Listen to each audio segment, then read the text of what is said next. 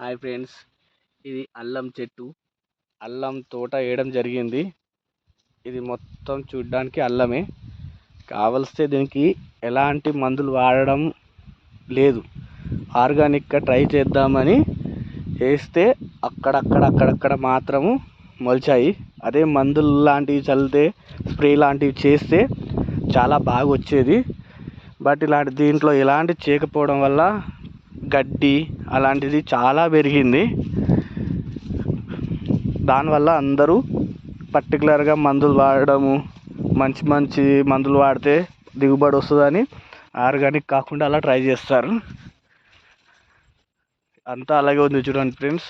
అక్కడక్కడ మధ్యలో మొక్కజొన్న పొత్తులు, మక్కలు అంటారు మన తెలంగాణ భాషలో.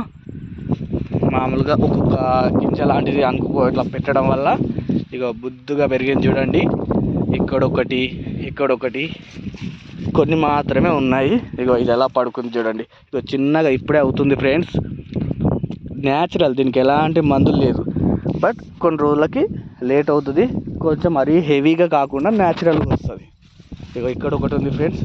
దీంట్లోనే మినుములు కూడా వేశారు ఫ్రెండ్స్. వర్షం పడడం వల్ల బాగా మొత్తం ఇక మొలకలు వచ్చేసాయి. ఈ 3-4 రోజుల నుంచి వర్షాలు బాగా పడడం వల్ల ఇలా ఈ పంట నష్టం అనేది జరిగింది. లేకపోతే చాలా బాగా వచ్చేది.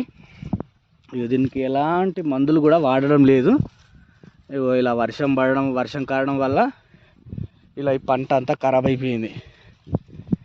ఇక్కడ సైడ్ చూపించాలంటే మీకు సింపుల్గా అల్లం ఇక్కడ అక్కడక్కడ ఎలా వచ్చిందో ఇప్పుడు మీకు మందులతో తయారైంది కూడా చూపిస్తాను ఫ్రెండ్స్.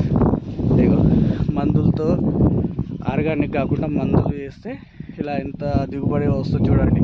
ఇక్కడ సైడ్ వేసింది మొత్తం మందులతో. ఇదేదో ట్రై చేద్దామని ఇక్కడ న్యాచురల్గా వేశారు. దీంట్లో ఎలాంటి మందులు వాడలేదు. అందుకే ఇలా అక్కడక్కడ మాత్రమే వచ్చింది. ఈ మధ్యలో అక్కడక్కడ తొగరి చెట్లు పెట్టారు ఫ్రెండ్స్. ఎంత బాగున్నాయి చూడండి, గాలికి ఎలా ఊగుతున్నాయో. అందుకని న్యాచురల్గా కావాలనుకుంటే మనకు దిగుబడి అనేది రాదు. అందుకే ప్రతి ఒక్కరూ ఇలాంటి పంట రావాలని ఇలా చూడండి ఎంత బాగుందో. అల్లం అంటారు దీన్ని. ఎంత నీట్గా ఉంది. ఎక్కడ చూసినా ఎంత బాగుంటుంది. ఇది మొత్తం ఎక్కడి నుంచి చూసినా అక్కడ వరకు మొత్తం అలాగే ఉంది. దీంట్లో ఇటు సైడ్ చూసేలోపు అక్కడక్కడ మాత్రం పెరిగింది. దీనికి ఎలాంటి మందులు వాడలేదు. ఇప్పుడు రోగాలు మొత్తం పడి పంట అంతా ఖరాబ్ అవుతుంది. దీనికి కూడా మందులు కొడితే అప్పుడు బాగా అయ్యే ఛాన్స్ ఉంటుంది. అప్పటి వరకు ఇంతే.